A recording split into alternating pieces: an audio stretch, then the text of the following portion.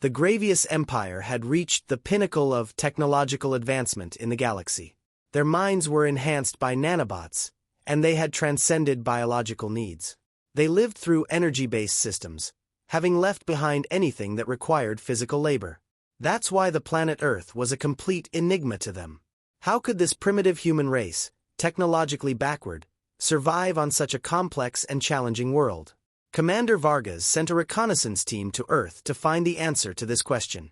The mission was simple: understand the lifestyle of humans and uncover the secrets of these seemingly primitive beings. Cloaked by an invisibility shield, their ship silently entered Earth's atmosphere.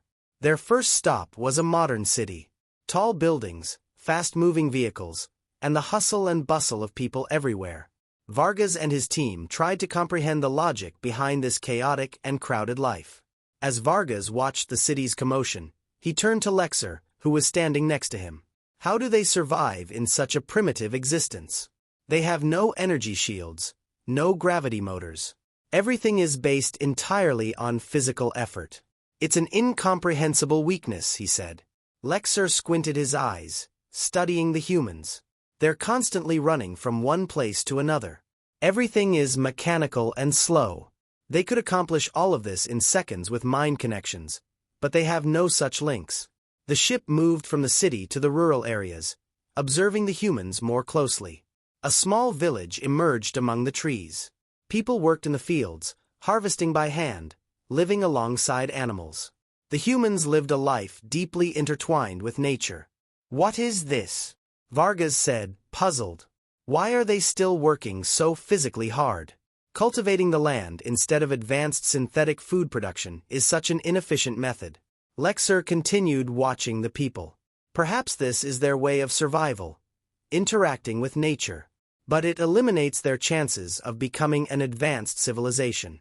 Relying on physical strength and nature-bound lifestyles dooms them to extinction in the long run. Just then, the people in the village started moving toward the edge of the forest. They were carrying simple farming tools. Vargas and his team began to observe more carefully. As a group of humans walked among the trees, something unexpected happened. Wild animals emerged from the depths of the forest. A large bear approached the humans. They were unarmed, and it seemed there was nowhere to escape. Vargas thought the scene was a prelude to disaster. But the humans didn't retreat. Instead, they moved forward toward the bear. With their simple tools, they cornered and scared it away. This isn't a battle," Lexor said in astonishment. "But their relationship with nature is entirely based on survival." Vargas took a deep breath. "Without our technology, we wouldn't survive a single day in this world." As their ship floated further ahead of the village, they encountered another intriguing scene. A group of humans was physically fighting, training with each other. These people were dedicated to developing their bodies through combat sports. Each one threw hard punches, fell to the ground, and got back up again. To the Gravius team, this didn't make any sense. Why would a species need so much physical struggle? For beings like us, who are energy-based, such physical efforts are meaningless, Lexor muttered. Why do they expend so much effort? Why endure so much pain? Vargas' eyes hardened. Perhaps the secret of their technology-free survival lies here. Staying physically strong might be the key to their survival. But these humans weren't just fighting with their bodies. They were also fighting with their minds. While battling against physical strength and nature, they were also developing a deep sense of loyalty and belief toward each other. The human community they observed harbored an inner strength the Gravius Empire did not understand. "They're not just surviving," Lexor said, gathering his thoughts. "They're enduring by fighting against every challenge. This is very different from what we're used to." Vargas nodded silently. "This planet may be far more interesting than we thought. Our report should not only cover their technological deficiencies but also the inner strength they possess. These people aren't fighting on just one front. They are in a battle every day, with every breath." As their ship continued to glide behind its invisible shield, Vargas and his team witnessed more of the humans' primitive yet remarkably resilient way of life. As the Gravius reconnaissance team traveled from Earth cities to its rural areas, their observations deepened. They moved from the shadows of towering buildings to the heart of vast fields and natural landscapes. Discovering the humans' lives, far removed from technology and intertwined with nature, became an unexpected learning experience. One day, the team reached a small riverside campsite. People were camping, simple tents, food cooking over the fire, a few men fishing in the river. There was almost no technology. They were surviving with what nature provided. The Gravius team struggled to understand the logic behind this primitive way of life. Are they still feeding themselves like this? Lexor asked, watching a man fishing, relying on natural resources instead of synthetic protein. What a waste of time. Vargas pondered as he observed the fishermen. Perhaps this is part of their survival strategy. Depending so much on nature might seem like a weakness, but maybe this lifestyle makes them tough and resilient. Meanwhile, several children were running along the riverbank, playing games. They slipped in the mud, chasing each other. The Gravius team watched the scene with amazement. In the Gravius civilization, children grew up connecting their minds, playing complex puzzles and logic games. Here, however, physical interaction and laughter were the focus. One night, the Gravius team noticed a human family camping in a mountainous area. A mother, father, and two children sat by a fire, gazing at the star-filled sky. The father was telling them something, pointing to the sky, showing them the stars. One of the children excitedly asked, "Dad, is there life among the stars?" This question caused a momentary silence among the Gravius team. Lexor looked at the children from the ship's window and thought to himself, "Yes, we are here." But the humans were unaware of their presence, lost in their own world. Vargas watched the scene intently. We may think this species is not ready to meet an interstellar civilization. But even these children are curious about the vastness of the universe. That curiosity could be a sign of their desire to advance. Lexor, however, had a more pessimistic outlook. It would take them millions of years to reach the level of a civilization like ours. Their current way of life is focused on survival.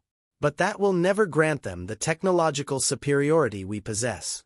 As the team spent more time in the mountainous region, they witnessed even more of humans' close relationship with nature. A group of humans went hunting. The Gravius team observed from a distance. They carried bows, arrows, and spears.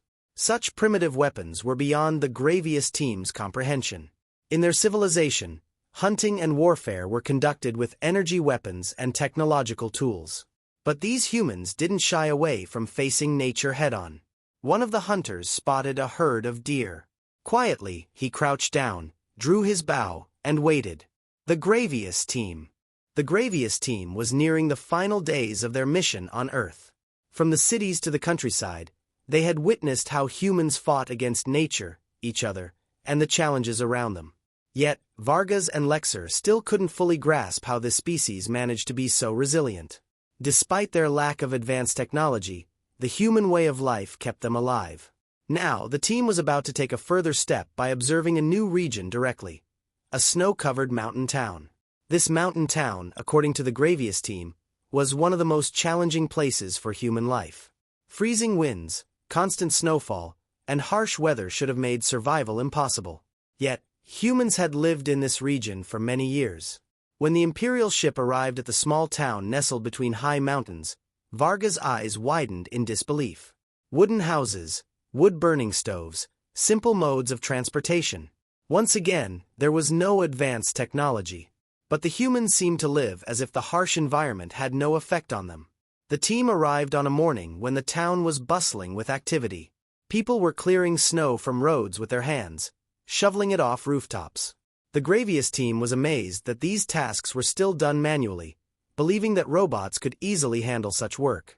Yet, these humans toiled for hours in the cold without complaint. It's truly difficult to understand how this species has survived with such primitive living conditions, Lexor commented, taking notes. In the town square, a group of people was carrying wood. Just then, news spread from the mountains. A snowstorm was approaching. The storm was about to hit the town. People quickly dropped their tasks and moved in unison.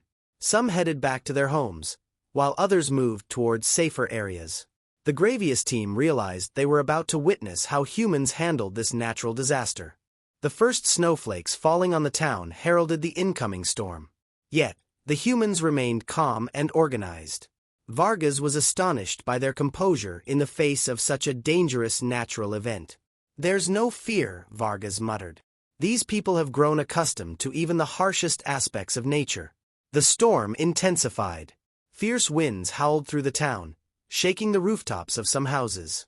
But the humans worked quickly to reinforce their homes, securing doors and windows. The Gravius team found it difficult to comprehend this level of endurance. Snow and ice covered everything, yet the people still maintained control. Soon after, word spread that a group of humans had been trapped near the base of the mountains. The storm had blocked their path and cut off their return. The Gravius team immediately began observing this event. A group of volunteers from the town set out right away. Armed with simple mountaineering gear, they headed into the snow and wind to rescue their stranded friends. Vargas watched in awe at the courage these humans displayed in the face of danger. The rescue team trudged through deep snow. With each step, the snow reached up to their knees, and the wind cut at their faces like sharp blades. But Samuel, their leader, urged his group forward with determination. He held out a rope for the others, carving a path through the snowdrifts. The Gravius team, protected by their invisible shields, watched the humans closely. They were captivated by the resolve and resilience these people displayed. At one point, the rescue team reached the stranded group. However, the path down had been completely blocked by snow and ice. Descending was impossible, but Samuel did not give up. He turned to his group, issuing commands. Together, they would find a way out. They quickly secured ropes and began searching for a dangerous passage through the mountains. Each person relied on the other, navigating through the icy rocks. The Gravius team was impressed by the humans' ability to cooperate. Even in a world without advanced technology, these people could battle the harshest elements of nature. At one point, a group of people faced the threat of a massive snowslide. A huge mass of snow began hurtling down the mountain towards them. Some of the group panicked, but Samuel remained calm. He organized his team. Some prepared the ropes while others braced themselves against the rocky crevices to avoid the incoming danger. Within minutes, the snow passed over them with a deafening roar. Despite the devastating avalanche, the humans had survived by working together. Vargas watched this scene unfold and turned to Lexor. They aren't warriors, but they live in harmony with nature. Yet that doesn't mean they don't fight. Every day, they're battling the dangers that surround them. In the end, the rescue team managed to bring the stranded people back to the town. As the storm gradually subsided, the Gravius team had once again witnessed the resilience of the human race. Once the storm was over, the Gravius exploration team returned to their ship to prepare their report. The human way of life might seem technologically primitive, but their resilience and survival instincts were far more advanced than many species in the galaxy. As Vargas penned the final lines of the report, he reflected, humans fight not only with weapons but also against nature itself. Their physical strength, strategic intelligence, and resilience may lack technological enhancement, but that doesn't make them weak. In their ongoing battle with nature, they have emerged victorious. Lexor also added a note to his report. Humans may not be the galaxy's most dangerous species, but their ability to survive makes them incredibly powerful. Their technology-free lifestyle isn't a weakness. On the contrary, it might be an advantage. The way they confront the natural world could serve as an inspiration for future civilizations. Finally, the Gravius team was ready to leave Earth. Upon their return, they would present their report on this planet to the Gravius Empire. But one question lingered in Vargas' mind. If these people could overcome so many challenges, could they one day emerge victorious on the interstellar stage? This question was a great unknown for the fate of the galaxy. I hope you had a good time. If you liked my story, do not forget to comment and subscribe to my channel. Goodbye, see you in the next story.